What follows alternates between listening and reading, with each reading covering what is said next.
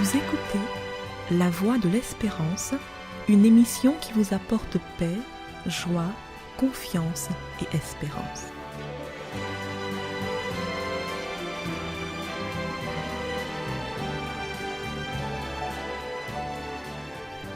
Bonjour la Guyane et bonjour à tous depuis la Guyane. Comme chaque année, la plupart des pays consacrent une journée, un dimanche, pour honorer les mamans. En Haïti, la fête des mères se célèbre le dernier dimanche du mois de mai, alors qu'elle est célébrée le deuxième dimanche de mai aux États-Unis et au Canada. La fête des mères est célébrée en France aussi le dernier dimanche du mois de mai. En revanche, si ce jour coïncide avec la Pentecôte, elle est repoussée au premier dimanche de juin.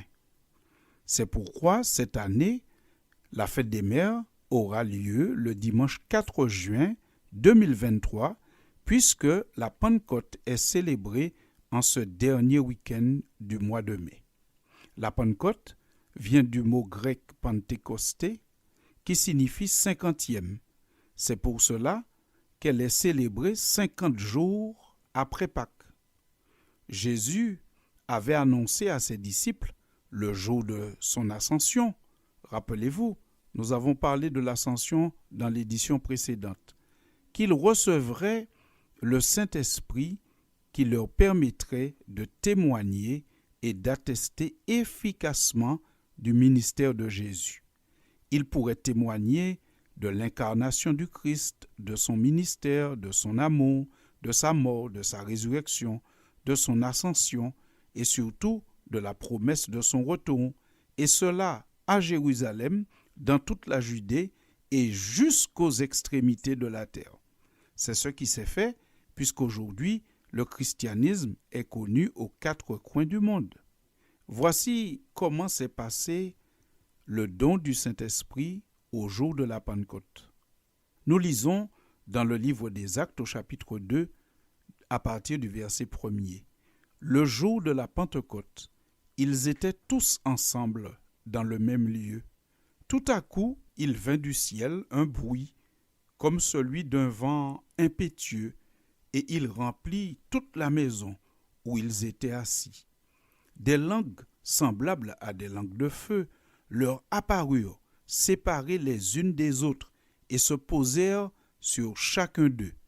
Et ils furent tous remplis du Saint-Esprit, et se mirent à parler en d'autres langues, selon que l'Esprit leur donnait de s'exprimer. Fin de citation.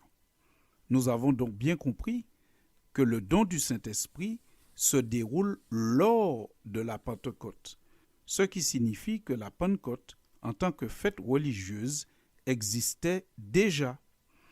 Cela est très clairement indiqué dans le texte du livre des Actes des Apôtres que nous venons de lire. Le don du Saint-Esprit se déroule le jour de la Pentecôte juive.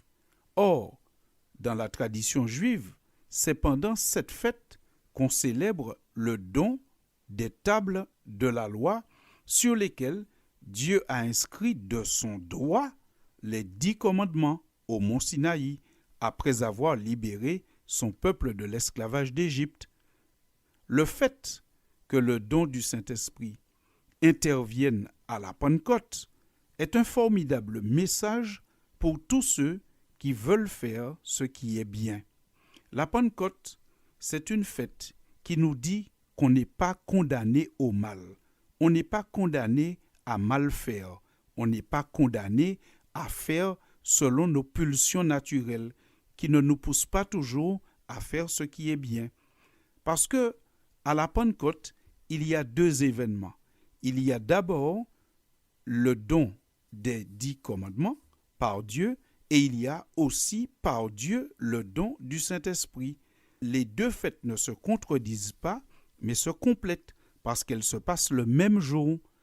En donnant le Saint-Esprit aux apôtres et aux 120 personnes qui étaient avec eux, Dieu indique par là qu'il voudrait que l'homme soit en capacité de faire ce qui est bien, d'observer ses commandements. D'ailleurs, c'est Jésus lui-même qui l'a dit. Dans l'évangile de Jean au chapitre 14 et à partir du verset 14, Jésus dit ceci: « Si vous demandez quelque chose en mon nom, je le ferai. Si vous m'aimez, gardez mes commandements. Et moi, je prierai le Père, et il vous donnera un autre consolateur, afin qu'il demeure éternellement avec vous. » Fin de citation. Dieu est la personnification du bien, et il donne les moyens de faire le bien par son Saint-Esprit à tous ceux qui le désirent.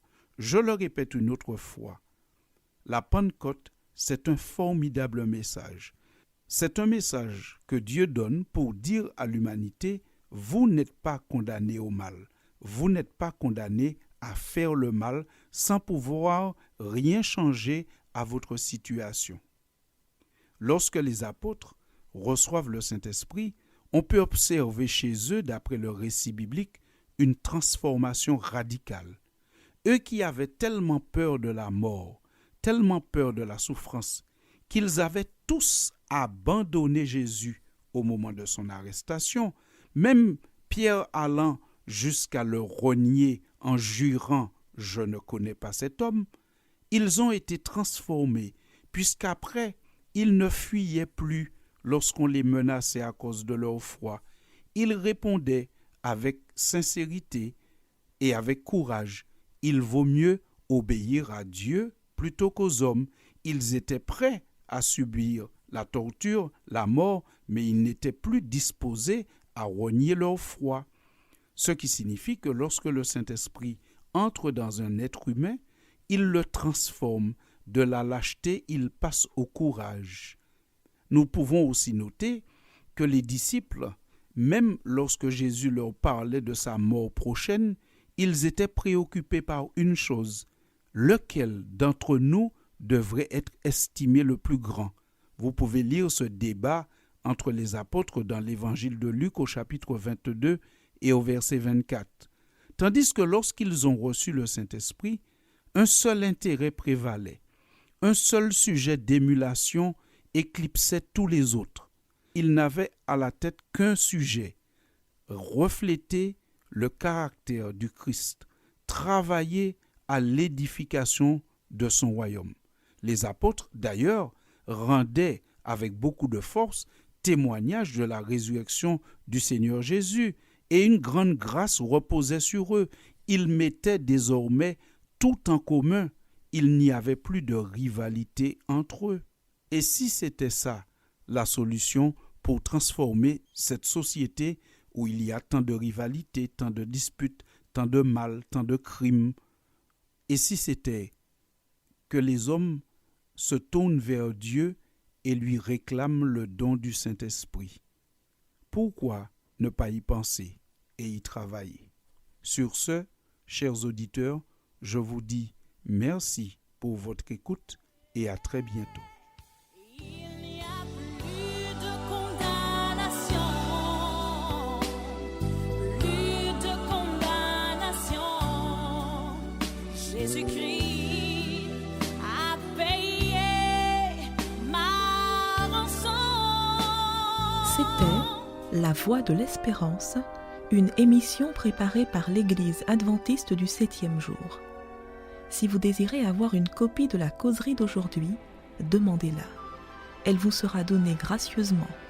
Écrivez à La Voix de l'Espérance, boîte postale 169 97 324, Cayenne, CEDEX, ou téléphonez au 0594 25 64 26. Merci chers auditeurs et à bientôt.